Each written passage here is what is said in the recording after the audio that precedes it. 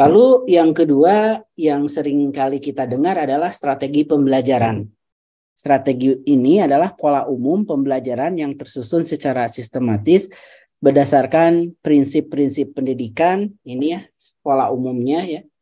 Metode pembelajaran serta media. Nah, strategi ini terkait dengan guru dalam menggunakan nantinya ya. Strategi dalam menggunakan sehingga nantinya tepat akan pakai apa. Jadi strategi itu nanti terkait dengan guru itu akan menggunakan metode, teknik, dan model apa yang akan digunakan. Lalu ada yang ketiga adalah model pembelajaran. Ini model pembelajaran itu prosedur pembelajaran yang difokuskan untuk mencapai tujuan. Nah ini akan kaitannya ya nanti tujuannya apa yang ingin kita capai sehingga kita akan tepat menggunakan metode apa dalam proses belajarnya. Jadi langkah-langkah yang digunakan dalam mencapai tujuan. Maka ini akan erat kaitannya.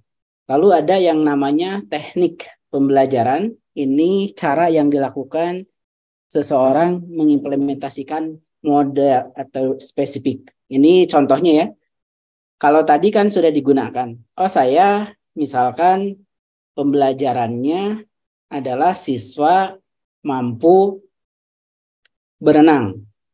Maka metode apa yang paling tepat supaya anak bisa berenang? Ini kan siswa mampu berenang. Maka ada metodenya apa? Kan kalau metodenya ceramah kurang tepat untuk siswa mampu berenang. Karena kemampuan berenang tidak bisa diceramahkan. Paling efektif untuk siswa mampu berenang ya adalah dengan praktik. Berarti kan metode yang digunakannya adalah dengan praktik. Nah, atau kompetensi-kompetensi lain. Misalkan melatih siswa mampu memainkan alat musik. Nah, kalau siswa kita dorong mampu memainkan alat musik kan tujuannya adalah siswa mampu memainkan alat musik. Maka bagaimana cara kita supaya siswa mampu memainkan alat musik?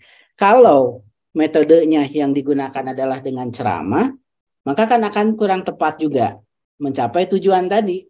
Karena kita menceramahkan kepada anak, ngajarin ceramah kepada anak mainkan alat musik akan sulit. Maka paling tepatnya adalah metodenya adalah nanti dengan teknik yang lain, dengan metode lainnya. Sehingga di sini Ibu Bapak metode itu kan ada, Ibu Bapak kan metode ceramah dan metode diskusi dan metode-metode lainnya ya. Ada penggunaan metode-metode ini yang spesifik untuk mencapai tujuan. Jadi kita tujuannya tetapkan apa, baru gunakan metode yang spesifik. Nah, tadi kan setelah ada metodenya, baru digunakan teknik. Karena metode tersebut bisa jadi cocok di satu tempat, nggak cocok di tempat lain. Maka ada teknik pembelajaran. Inilah yang dilakukan seseorang mengimplementasikan seseorang untuk metodenya secara spesifik. Ini contohnya penggunaan metode ceramah pada kelas jumlah yang banyak, membutuhkan teknik sendiri, yang tentunya berbeda dengan siswa yang jumlahnya sedikit. Jadi ada tekniknya bagaimana ceramah di kelas yang siswanya banyak dengan ceramah di kelas yang terbatas. Jadi metode ini misalkan metode ceramah. Tadi metodenya sama-sama ceramah.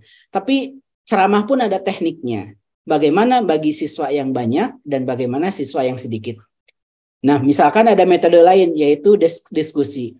Nah, teknik yang digunakan juga metodenya teknik misalkan ya, metodenya misalkan diskusi. Tekniknya yang perlu digunakan berbeda kelas yang aktif dengan kelasnya yang pasif. Jadi dengan diskusi misalkan berada di ruang kelas, kita ingin menggunakan sudah menentukan metodenya adalah dengan diskusi. Tapi tekniknya tentunya beda. Kalau masuk ke kelas, oh ternyata siswanya aktif. Ya tekniknya mungkin beda. Dengan pada saat masuk ke kelas, tekniknya siswanya pasif. Dalam hal ini kan, maka guru perlu menyesuaikan tekniknya dengan koridor metode yang sama. Nah, itu kan yang diorganisasikannya. Jadi tadi ada pendekatannya, oh kita landasan filosofisnya apa yang ingin dibangun, lalu buat metodenya, lalu setelah itu tekniknya. Nah, rangkaian-rangkaian itu dari tadi ya setelah tahu pendekatannya apa,